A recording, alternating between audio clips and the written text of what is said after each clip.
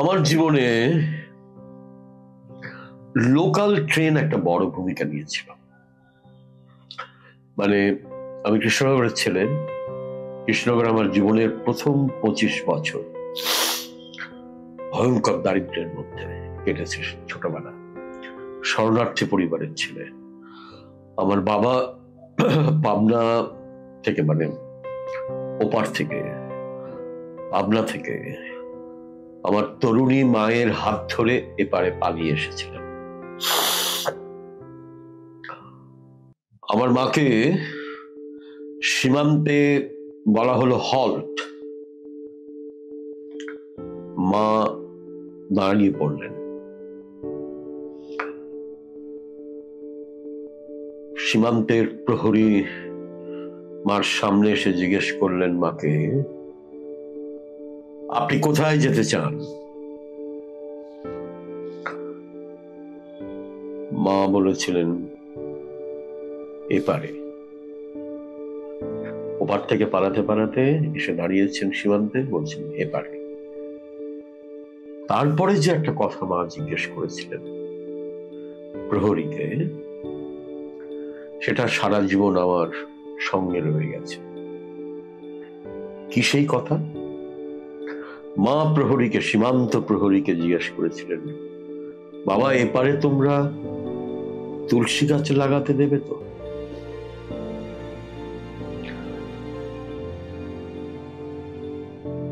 মা অনেক তুলসী গাছ লাগিয়েছিল। সেই শরণার্থী পরিবারের ছোটবেলায় আমি দেখেছি অনেক তুলসী গাছ চারপাশে।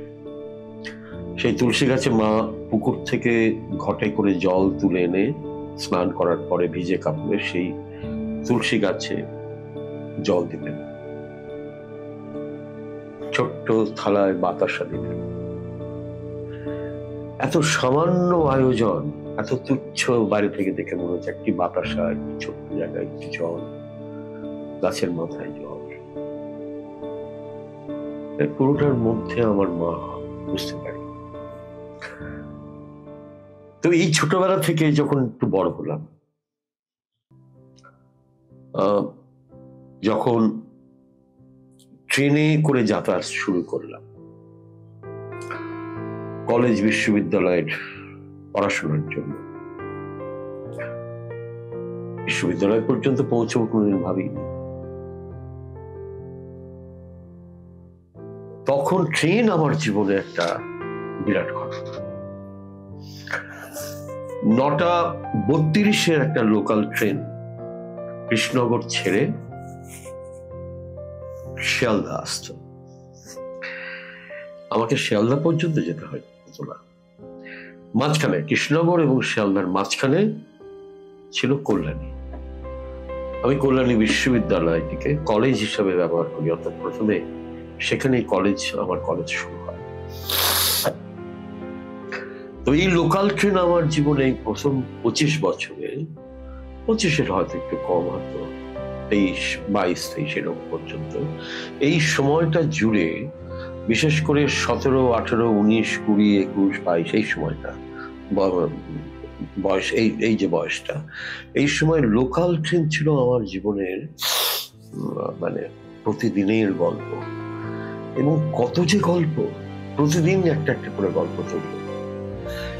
এইখান থেকে আমার মানে মনে হতো যে হাজার হাজার ছেলে মেয়ে আমার মতো সেদিন যেরকম লোকাল ট্রেন তাদের কাছে বেঁচে থাকার স্বপ্ন ছিল, এক জায়গা থেকে আর এক জায়গায় নিয়ে যাওয়ার স্বপ্ন ছিল, এক ঘটনা থেকে আর এক ঘটনার দিকে এগিয়ে যাওয়ার কাহিনী ছিল, এক স্বপ্ন থেকে আর এক স্বপ্নের দিকে এগিয়ে যাওয়ার কথা ছিল। সেটা যেরকম তখন হাজার হাজার লক্ষ লক্ষ ছেলে মেয়ের মধ্যে দেখেছিলাম, আমারই ছবি দেখেছিলাম তাদের মধ্যে। তারা আমার সমসাময়িক, তারা আমার ভালোবাসার সমসাময়িক। এখনো লোকাল ট্রেনে গিয়ে দাঁড়ালে আমি সেই তরুণ কম বয়সী মুখগুলো দেখতে পাই, যারা প্রতিদিন লড়াই করছে, প্রতিদিন কলকাতার দিকে একটু একটু করে এগোচ্ছে। কেউ কেউ আগে পৌঁছে যাচ্ছে, কেউ কেউ একটু পেছনে পৌঁছচ্ছে, কেউ 2-1 দিন বাদে পৌঁছচ্ছে, 2-1 বছর বাদে পৌঁছচ্ছে, কেউ তো পৌঁছতে পারলো না। কিন্তু এই লোকাল ট্রেন EMU কোচ আমরা ওই সময় বলতাম। লোকাল ট্রেন আমার জীবনে একটা বিরাট বড় অংশ হয়ে আছে। লোকাল ট্রেনেই খেতে হতো, লোকাল ট্রেনেই পড়তে হতো, লোকাল ট্রেনে বসে আমি অনেক পড়েছি। আমি দস্তয়েভস্কি পড়েছি, আমি সন্দীপন চট্টোপাধ্যায় পড়েছি, আমি সুনীল গঙ্গোপাধ্যায় পড়েছি, আমি পাবলো নেরুদা পড়েছি। পাবলো নেরুদা তো আমাকে একবার বাঁচিয়ে দিয়েছিল, সেটা আর এক বড় গল্প। পকেটে পয়সা ছিল না, বই কিনতে এসেছিলাম কলেজ স্ট্রিটে পাতিরামে। এই পাতিরামে বই কিনতে, মানে ম্যাগাজিন কিনবো, লিটল ম্যাগাজিন কিনতে আসার সময় পকেটে যদি পয়সা নেই, আর ওই লিটল ম্যাগাজিন কিনবো, সেই পয়সাগুলো বাঁচিয়ে রেখেছি। সুতরাং টিকিট ফাঁকি দিয়েছিলাম, তখন তো দিতেই হতো, নাহলে বাঁচবো কি করে। চেকার ধরে ফেলেছিল, ধরে কি হয়েছিল তার গল্প আর কি করবো এখন না। এই গল্পটা শুধু লোকাল ট্রেন দিয়ে শেষ করি। এই লোকাল ট্রেন আমাকে অনেক কিছু দিয়েছে,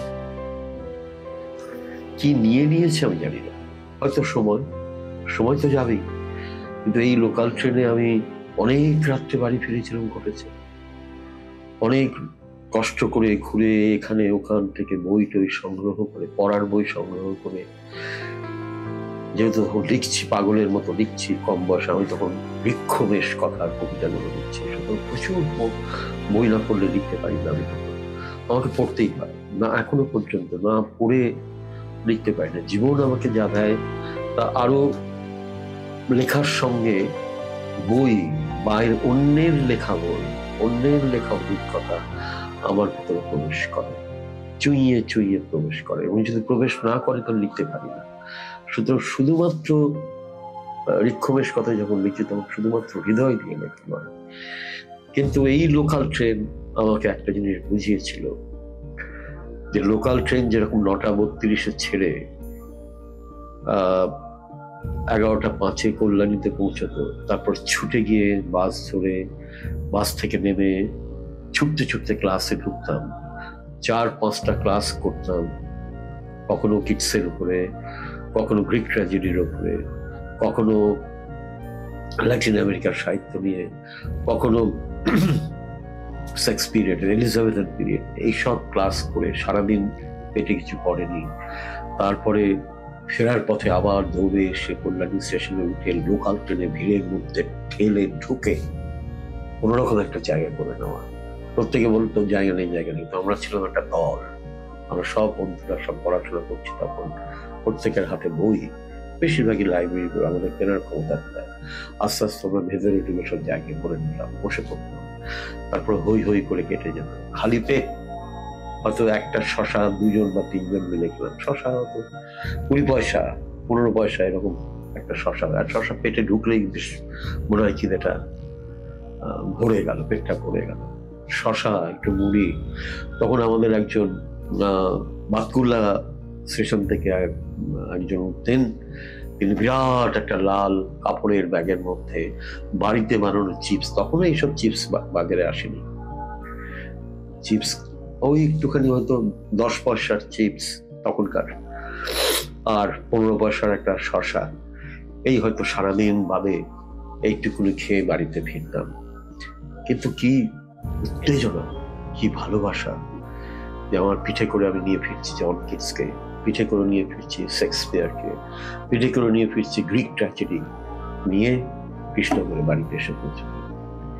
এই পুরো ঘটনার সঙ্গে জীবনের এই যে লড়াই, এই লড়াইটার মাঝখান দিয়ে শুধু দেখতে পেতাম 9:32 local train EMU coach Krishnanagar station ছেড়ে, প্ল্যাটফর্ম ছেড়ে আস্তে আস্তে এগিয়ে চলেছে বাতকুল্লা, কালীনারায়ণপুর, রানাঘাট, চাকদা, কল্যাণী। কল্যাণীর পর মানে আরো অর্ধেক পথ গেলে শিয়ালদার দিকেও কখনো কখনো চলে যেত, পাথিরামে আসতাম, কফি হাউসে আসতাম। কিন্তু ওই লড়াইটার সময়, বেঁচে থাকার লড়াইয়ের সময় পকেটে একটা পয়সা নেই, একটা ওই যে বললাম একটা শশা বা একটা একটু চিপস এই খেয়ে সারাটা দিন কেটে গেছে। কিন্তু লোকাল ট্রেনের কাছে আমি চিরঋণী। এই লোকাল ট্রেন ছিল বলেই আমি পিঠে করে একটা সভ্যতা নিয়ে বাড়ি ফিরি।